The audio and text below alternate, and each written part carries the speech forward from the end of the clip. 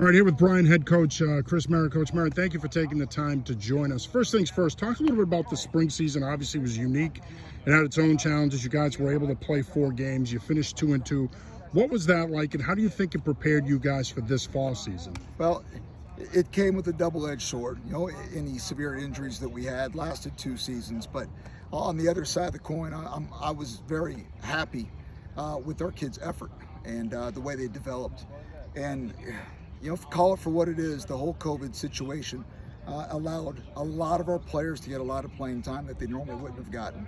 So because of that, we have a lot of guys who got a lot of playing time and developed, which is our key. And I think we walked out of spring a deeper roster because of it. Now, obviously, day 3 of fall camp, you guys are in pads for the first time today. Just your overall thoughts on the weekend. Are you happy with where you guys are? What did you think of day 1 in pads? Well, as a whole program, this is a good opportunity for us because it's the first time in 2 years these young men have been out practicing in the heat. And it hit us the first couple of days, and their bodies are starting to adapt to it and get used to the weather and playing in this type of heat again.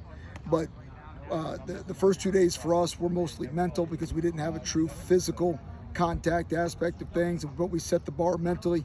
I told them today that we set the bar physically, and now we just have to get better and develop every single day. Pick something and get better at it. Obviously, when you look at the program and where it is right now, you guys have 130 kids in the program. Talk a little bit about where you think the program is and what you think the direction it's going to go in this season. Well, if we weren't trying to win championships around here, what are we doing? Right. My goal is for this program is to be healthy, 130 guys on the roster, give us a great opportunity to practice, get development in JV games with our younger guys, and we've got a really young roster, and there's no question that we're youth, or we're a very young football team across the board.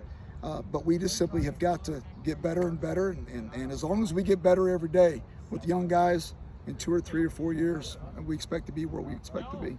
All right, final question here. Overall thoughts on the NEC and what it's going to take for you guys to compete in the conference? Well,